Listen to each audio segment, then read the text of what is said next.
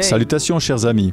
Aujourd'hui, nous allons continuer à étudier la vie du réformateur suisse Ulrich Zwingli, alors que nous poursuivons notre étude du merveilleux livre « La tragédie des siècles » d'Ellen White.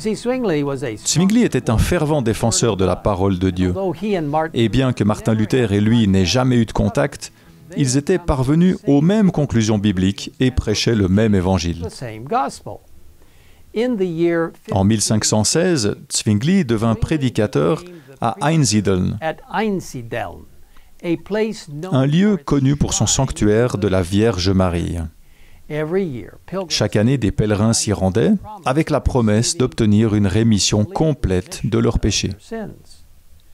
Zwingli prêcha vigoureusement contre cette pratique, déclarant « Quelle que soit la contrée de la terre que vous habitiez, Dieu vous entoure et vous entend. »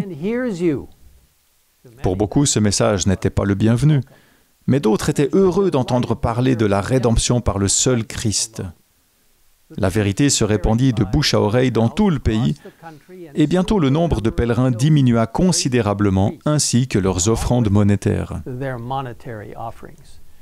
Les autorités ecclésiastiques étaient consternées, mais elles espéraient encore pouvoir compter sur l'éloquent Zwingli.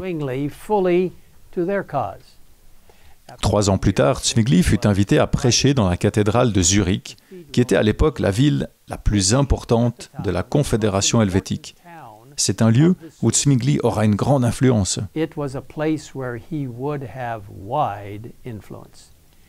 Il commença son ministère en ouvrant les évangiles, en lisant et en expliquant la vie, les enseignements et la mort du Christ.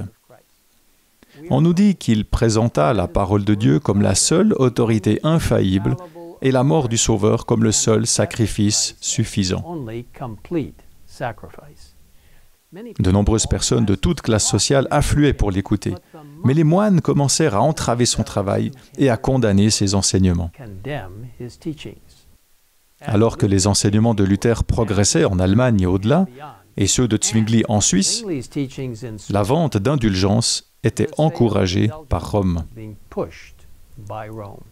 Chaque péché avait son prix, et l'on donnait aux acheteurs toute liberté de se livrer au crime, pourvu que le coffre-fort de Rome restât bien garni. Les deux mouvements suivaient une marche parallèle. Rome offrait le pardon à prix d'argent et les réformateurs le pardon par Jésus-Christ. Zwingli prêcha avec zèle contre la vente des indulgences et les frères qui tentaient de les vendre durent bientôt quitter la Suisse. Tel fut l'effet de la prédication de Zwingli. En 1519, une terrible peste, connue sous le nom de la Grande Mort, se répandit en Europe, y compris en Suisse. Zwingli tomba gravement malade, mais le Seigneur le guérit et il put recommencer à prêcher avec ferveur. Il continua à étudier la parole de Dieu et parvenu à une plus grande intelligence de la vérité, Zwingli en éprouvait davantage la puissance transformatrice. La chute de l'homme et le plan de la rédemption étaient ses sujets favoris.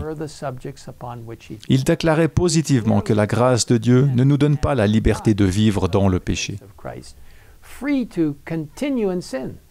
Partout où l'on croit en Dieu, Dieu est. Et là où Dieu se trouve, il y a un zèle qui pousse aux bonnes œuvres.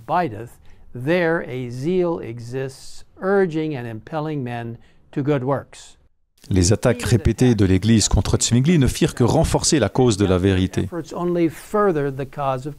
Finalement, les autorités ecclésiastiques décidèrent d'organiser un concile dans la ville de Baden, où Zwingli présenterait son point de vue et où certains des érudits les plus respectés de l'Église le réfuteraient.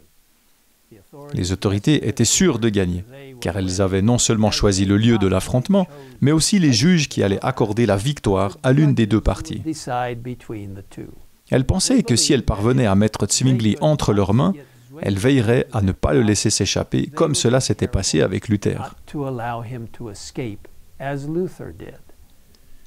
Connaissant l'histoire de ceux qui avaient été tentés contre Luther et craignant pour la sécurité de leur pasteur, le conseil de Zurich interdit à Zwingli d'assister en personne à cette réunion.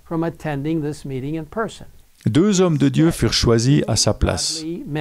Eucolampade et Haller furent choisis pour représenter le réformateur, tandis que Eck, le porte-parole de Rome, était secondé par une armée de savants docteurs et de prélats.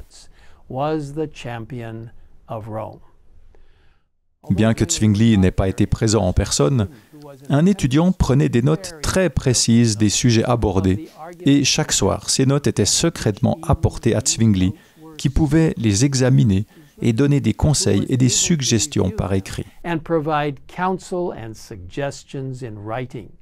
Ces lettres étaient secrètement rapportées aux deux hommes qui le représentaient et qui pouvaient ainsi présenter le lendemain des réponses bibliques aux arguments qui leur étaient opposés.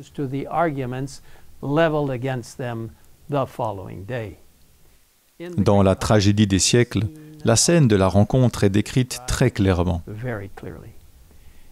Eck monta fièrement dans une chaire magnifiquement décorée, tandis que l'humble Eucolampade, chétivement vêtu, prenait sa place en face de son superbe adversaire sur un tréteau grossièrement travaillé.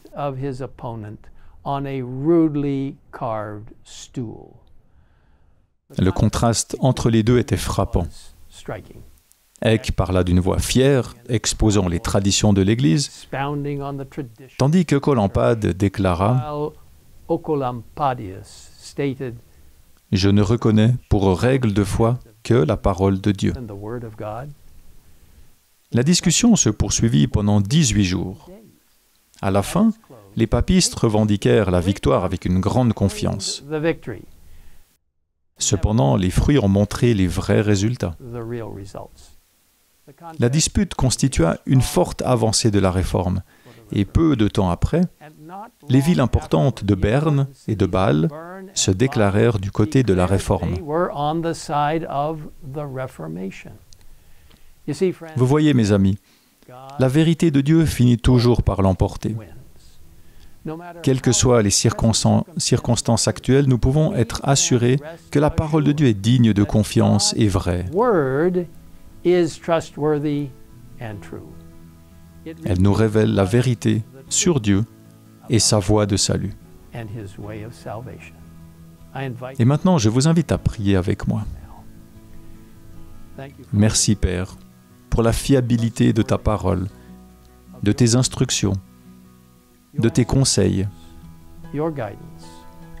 Merci de nous permettre de compter dessus complètement et pleinement, sans réserve.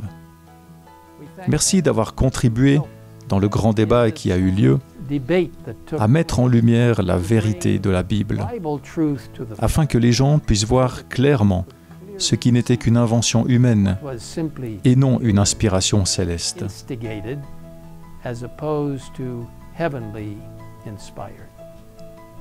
Aide-nous à lire ta parole, à la méditer, à la partager et à la proclamer par le biais de la puissance du Saint-Esprit, comme l'ont fait les réformateurs. Nous te le demandons, au nom de Jésus. Amen. Amen.